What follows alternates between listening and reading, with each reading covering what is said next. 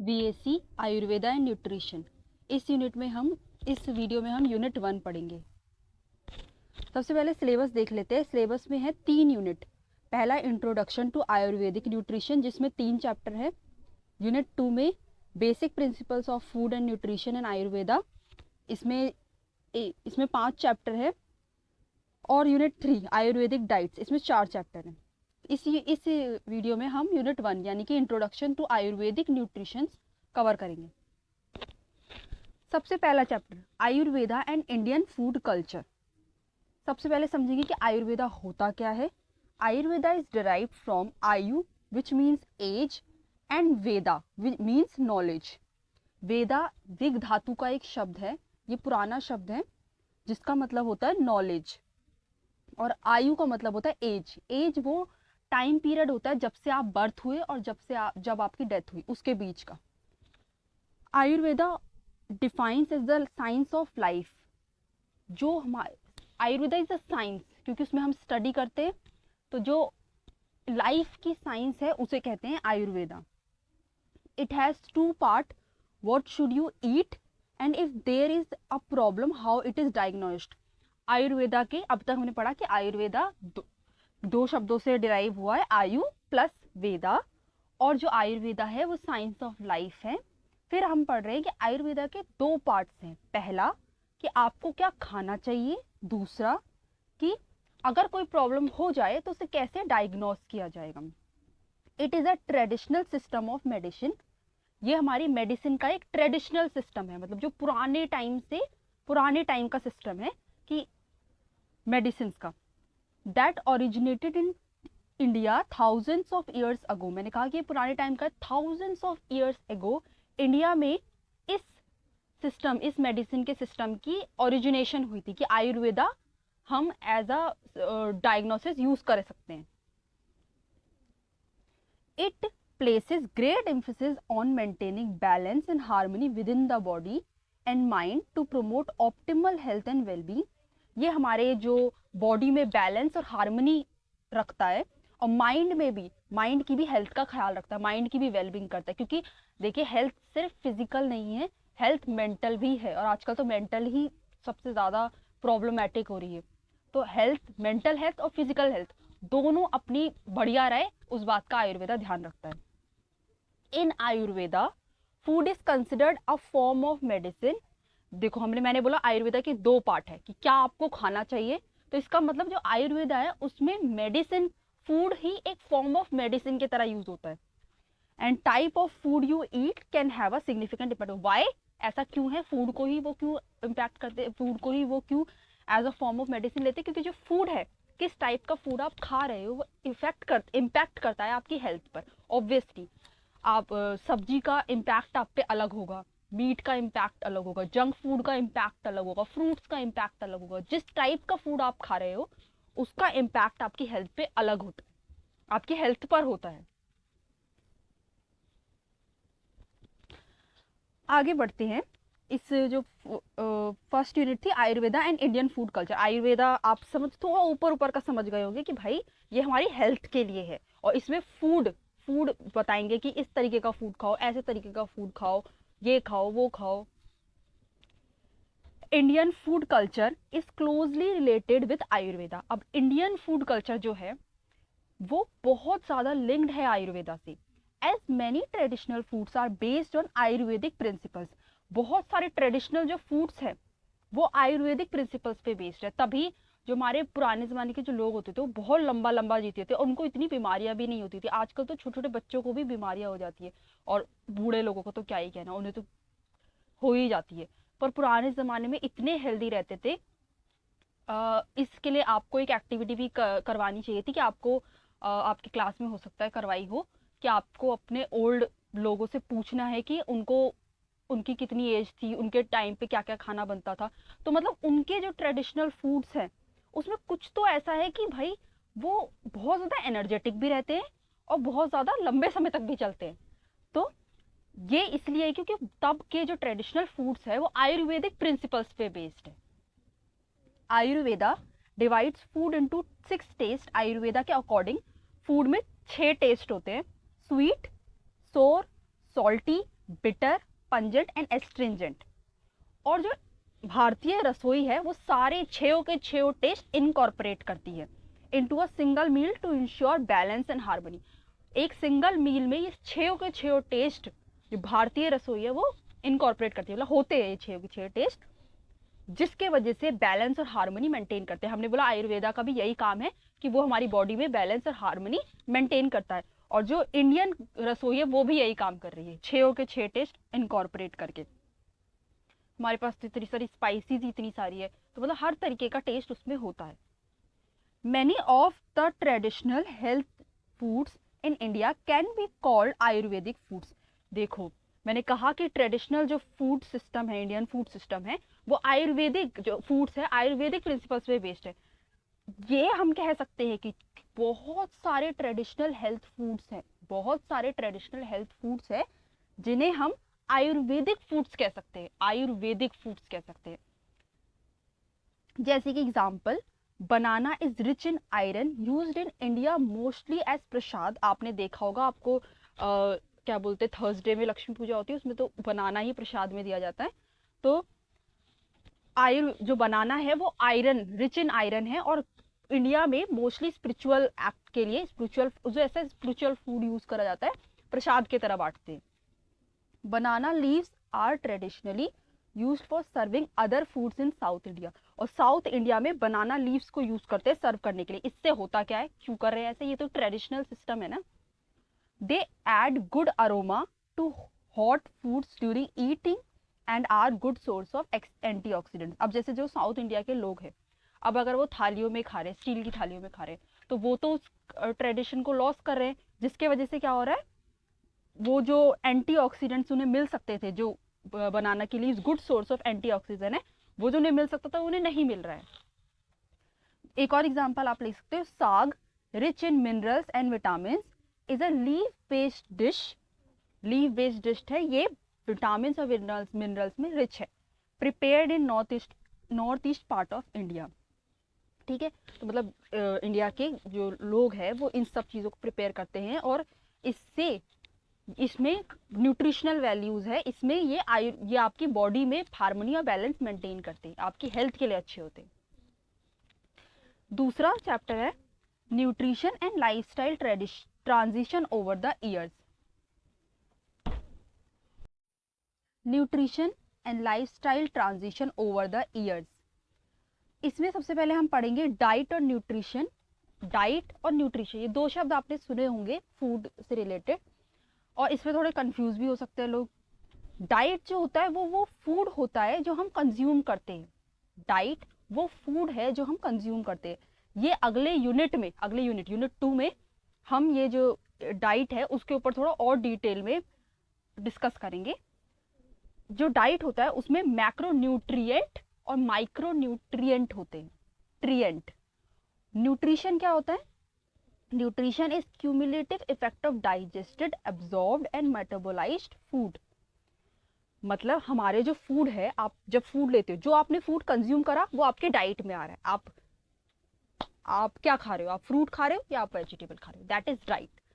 But food और vegetable खाने के बाद जो उसका क्यूमुलेटिव इफेक्ट है, उसके जो उसमें अंदर आपके पेट में डाइजेशन होगी, एब्जॉर्ब होगा उसमें से जो जो चीजें हैं, तो वो जो उसका क्यूमुलेटिव इफेक्ट है उसे न्यूट्रिशन कहते हैं। ठीक है, food is not only important for physical wellbeing and functional but is also essential for mental wellbeing and functional. मैंने आपसे पहले भी कहा कि अब physical health is not the main issue, अब मेंटल हेल्थ भी बहुत। पहले इतनी डिप्रेशन, स्ट्रेस, इन सबको लेके बात नहीं होती थी, पर अब एंजाइटी, स्ट्रेस, डिप्रेशन पे कितनी पिल्स और कितने लोग लगे हुए हैं उसी के पीछे आपको उससे बाहर निकालने के लिए। तो अब आप सोचोगे फूड से मेंटल हेल्थ में क्या फर्क पड़ता है, वो भी आप पढ़ोगे आगे, आयुर्वेदा में ही पढ़ोगे कैसे फूड से इफेक्ट पड़ता है आपकी मेंटल वेलबींग में। जो फूड है वो सिर्फ फिजिकल वेलबींग या फंक्शनल के लिए नहीं होता, फंक्शंस के लिए नहीं होता, बल्कि मेंटल वेलबींग और फंक्शन में भी हेल्प करता है। Healthy eating have a positive effect on cognitive functions and memory. Healthy eating का हर चीज पे पॉजिटिव इफेक्ट होता है, हमारी मेमोरी भी अच्छी होती है इससे। पर अब हो क्या रहा है, क्या वो हो रहा है जो होना चाहिए? Over the years there have been significant changes in nutrition and lifestyle in India. बहुत सालों में हमारी जो इंडिया है उसमें न्यूट्रिशन और लाइफस्टाइल, लोगों के न्यूट्रिशन और लाइफस्टाइल में बहुत चेंजेस आए हैं। मॉडर्नाइजेशन, दुनिया मॉडर्न हो रही है। अर्बनाइजेशन, सिटीज बढ़ रही हैं। Economic development and increased wealth lead to predictable shifts in diet. Diet में, तभी मैंने डाइट बता दिया पहले से, और न्यूट्रिशन भी बता दिया। न्यूट्रिशन लाइफस्टाइल में चेंज हो रहे हैं, लोगों की डाइट और न्यूट्रिशन में क्यों चेंज हो रहा है? क्योंकि लोगों की डाइट चेंज हो रही है। अब लोग खाएंगे दूसरा तो पचेगा और अब्जॉर्ब भी होगा दूसरा, जो पहले होता था वो नहीं होता।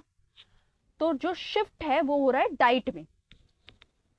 There has been a shift toward more processed and convenience food. अब तो यही जमाना चल रहा है, कोई घर पर अपनी जो रसोई होता है वो बनाना प्रिफर नहीं करता कि खरीद के लाओ। मोस्ट ऑफ द लोग, मैं नहीं कह रही सब, पर मोस्ट ऑफ द लोग ऑर्डर कर लेते हैं फूड। सुबह का खाना कैफे में खा लिया, दिन का खाना ऑर्डर कर लिया, रात का खाना होटल में खा लिया।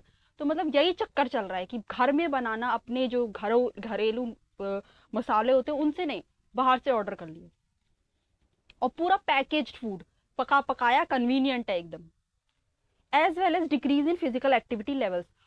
फिजिकल एक्टिविटी भी बहुत कम हो गई है। योगा, एक्सरसाइज तो सब छोड़ ही दो, पर जो एक वर्क प्लेस के लिए भी हम चलकर जाते थे, अब वर्क फ्रॉम होम आ गया। अब आपको काम के लिए भी इधर उधर नहीं चलना, आप घर पे ही बैठ के काम कर सकते हो। तो फिजिकल एक्टिविटी लेवल बहुत गिर गया है। We walk a lot less and do less physical work.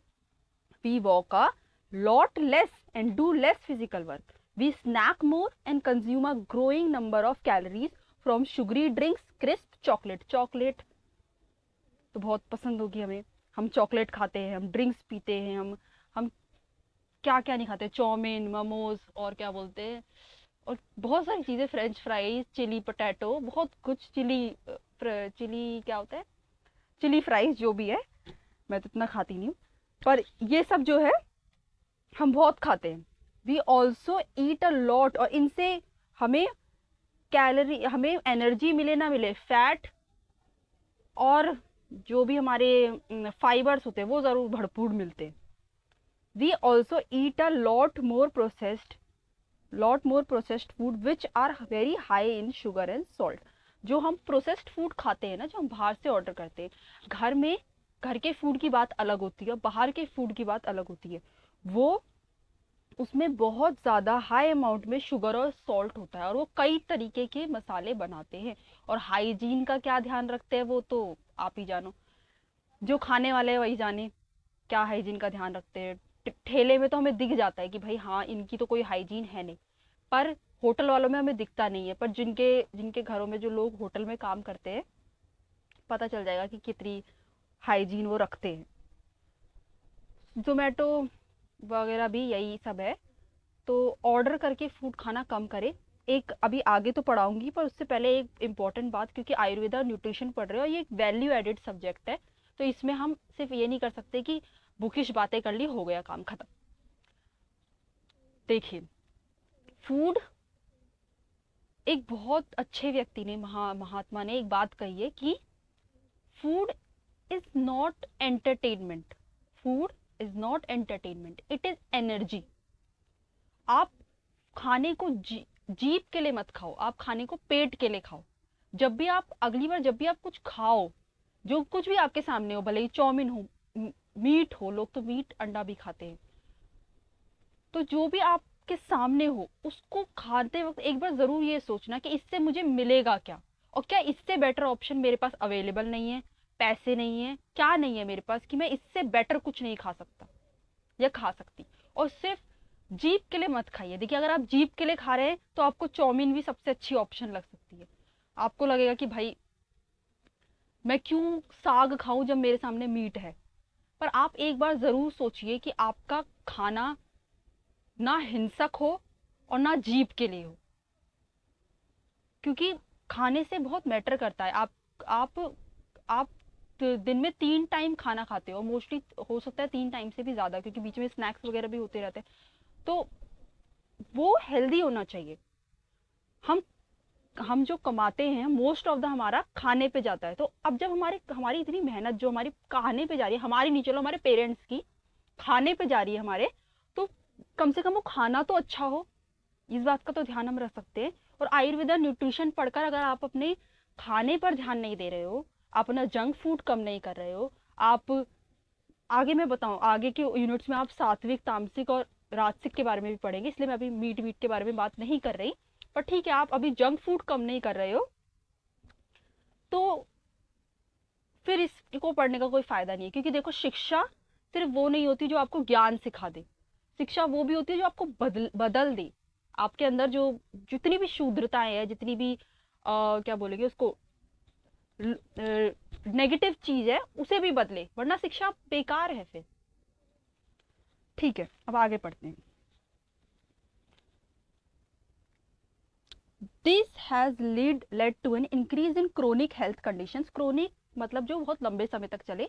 इस सब के जो हमारी लाइफस्टाइल चेंज में आ रहा है, जो हमारी डाइट में चेंजेस आ रहे हैं, जो हम फिजिकल एक्टिविटी कम कर रहे हैं, उसके वजह से क्रोनिक हेल्थ कंडीशंस डेवलप हो रही है। अगर आप थोड़े से जिज्ञासु हैं तो आप जाकर नेट पे सर्च कर सकते हैं कि आजकल कितने केसेस बढ़ गए हैं डायबिटीज के, ओबिसिटी के। आप ओबीस तो आप हो गई अगर आप फिजिकल एक्टिविटी नहीं कर रहे तो, और जंक फूड खाए जा रहे, क्योंकि जंक फूड नहीं पचता है।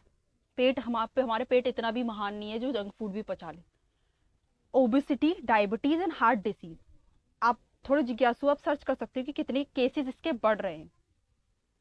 Ayurvedic nutrition emphasizes the importance of eating whole fresh foods and maintaining a healthy lifestyle to prevent these health conditions. ये health conditions ऐसा नहीं है कि क्योर नहीं हो सकती, पर हमें क्योर तक पहुंचना ही क्यों है?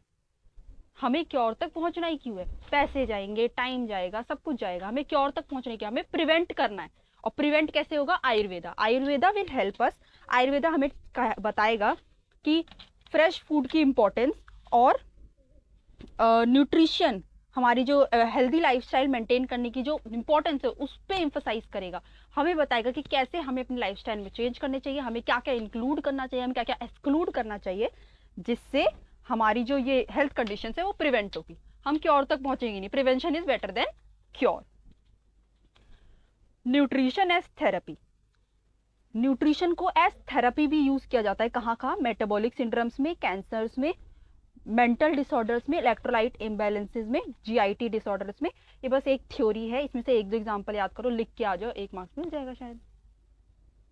तीसरा चैप्टर एंड इस यूनिट का last chapter, regional food traditions of India. India is a land of diversity and its diversity is not only evident in its multi-religious and multilingual people but also in the wide variety of cuisines that it flourish. इसका मतलब हमारी India एक बहुत ही विविधताओं वाला देश है जिसमें बहुत सारी डाइवर्सिटी है।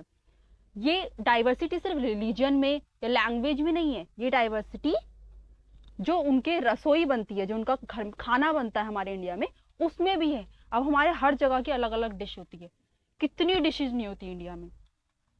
जैसे regional food traditions are an important part of Indian cousin.